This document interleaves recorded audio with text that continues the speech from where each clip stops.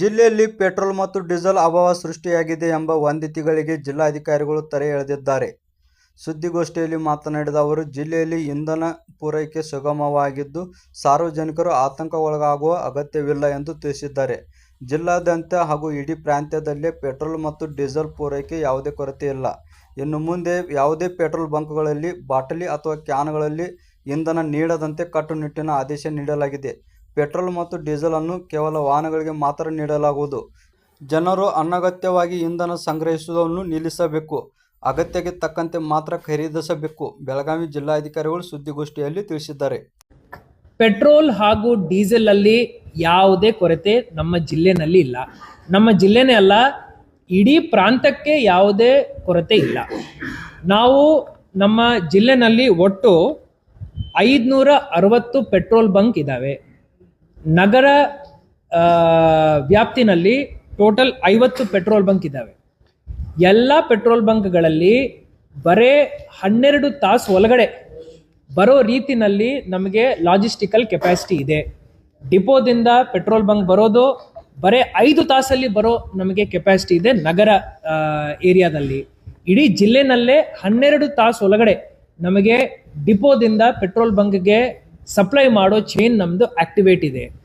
ಹೊರಗಡೆಯಿಂದ ನಮ್ಮ ಜಿಲ್ಲೆಗೆ ಬರಬೇಕಂದ್ರೆ 3 ಮೇಜರ್ ಡಿಪೋಸ್ ನಮ್ಮದು: ಬೆಳಗಾವಿ, ಹುಬ್ಳಿ ಮತ್ತೆ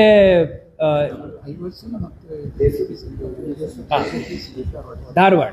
ಸೊ ಈ 3 ಪ್ರಾಂತಗಳಿಂದ ಬೆಳಗಾವಿಗೆ ಸಪ್ಲೈ ಆಗುತ್ತೆ. ಈ 3 ಪ್ರಾಂತಗಳ ಡಿಪೋ ಮ್ಯಾನೇಜರ್ ಜೊತೆ ನಾವು ಮಾತಾಡಿದೀವಿ. ನಮಗೆ ಮೇಜರ್ ಇನ್ಪುಟ್ ಸಪ್ಲೈ ಏನು ಬರುತ್ತೆ ಅದನ್ನು T+1 ಡೇ, ಇವತ್ತು ನೀವು ಇಂಡೆಂಟ್ ಹಾಕಿದ್ದೀರಂದ್ರೆ ನಾಳೆ ಸಂಜೆ ಒಳಗಡೆ ನಮ್ಮ ಡಿಪೋಗೆ ಬಂದು ಪೆಟ್ರೋಲ್ ಹಾಗೂ ಡೀಸೆಲ್ ಇಲ್ಲಿ ಮುಟ್ಟುತ್ತೆ. ಈ ಸಂದರ್ಭ ಇದ್ದಾಗ V request all the citizens, ಎಲ್ಲ ನಾವು ಸಾರ್ವಜನಿಕರಿಗೆ ಮನವಿ ಮಾಡ್ಕೊಳ್ತಾ ಇದ್ದೀವಿ, ಯಾವುದೇ ಪ್ಯಾನಿಕ್ ಬೈಯಿಂಗ್ ಮಾಡೋ ಅವಶ್ಯಕತೆ ಇಲ್ಲ. ಈಗ ನಾವು ರೊಟೀನ್ಲಿ ನೋಡ್ಬೇಕಂದ್ರೆ on a normal day 138 kilo litre ನಾವು ನಮ್ಮ ಬೆಳಗಾವಿ ನಗರದಲ್ಲಿ ಡೀಸೆಲ್ ಪೆಟ್ರೋಲ್ನು ಕನ್ಸ್ಯೂಮ್ ಮಾಡ್ತೀವಿ. 136 ಕಿಲೋ ಲೀಟರ್ ಅಂದ್ರೆ 136 ಸಾವಿರ ಲೀಟರ್ಗಳನ್ನು ನಾವು ಡೀಸೆಲ್ ನಮ್ಮ ನಗರದಲ್ಲಿ ನಾವು ಸಪ್ಲೈ ಮಾಡ್ತೀವಿ, ಇಲ್ಲಿಂದ ಡಿಸ್ಟ್ರಿಬ್ಯೂಟ್ ಮಾಡ್ತೀವಿ.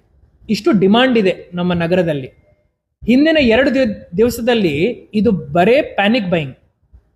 ಇದರಲ್ಲಿ ನಮ್ಗೆ ಏನ್ ಗಮನಕ್ಕೆ ಬಂದಿದೆ ಅಂದ್ರೆ 138 ಸಾವಿರ ಲೀಟರ್ ಬದಲಾಗಿ ಒಂದೇ ದಿವಸದಲ್ಲಿ 262 ಸಾವಿರ ಲೀಟರ್ ಖರೀದಿ ಮಾಡ್ತಾ ಇದ್ದಾರೆ ನಿನ್ನೆ ಒಂದು ದಿನದಲ್ಲಿ.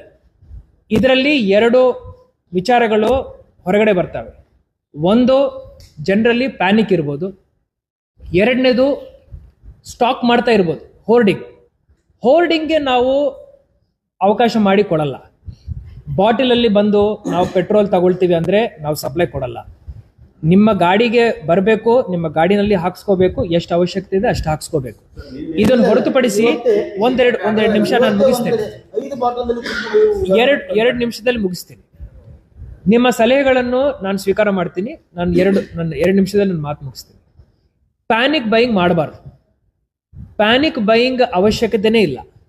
ಸಪ್ಲೈ ಚೈನ್ ಪ್ರಾಬ್ಲಮ್ ಇಲ್ಲ. ಹೊರಗಡೆಯಿಂದ ಪೆಟ್ರೋಲ್ ಡೀಸೆಲ್ ನಮ್ಮ ಜಿಲ್ಲೆ ಒಳಗಡೆ ಬರೋನಲ್ಲಿ ಪ್ರಾಬ್ಲಮ್ ಇಲ್ಲ.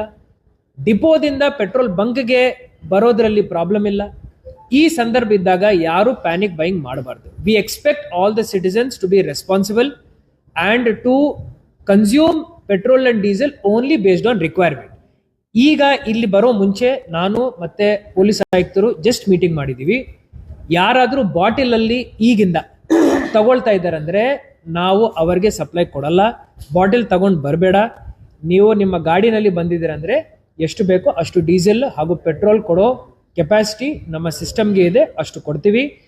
ಪ್ಯಾನಿಕ್ ಬೈಯಿಂಗ್ ಮಾಡಬಾರ್ದು ಅಂತ ಹೇಳಿ ನಾವು ಮನವಿ ಮಾಡ್ಕೊಳ್ತೀವಿ. ಇದರಲ್ಲಿ ಬೇರೆ ವಿಚಾರನೇ ಇಲ್ಲ.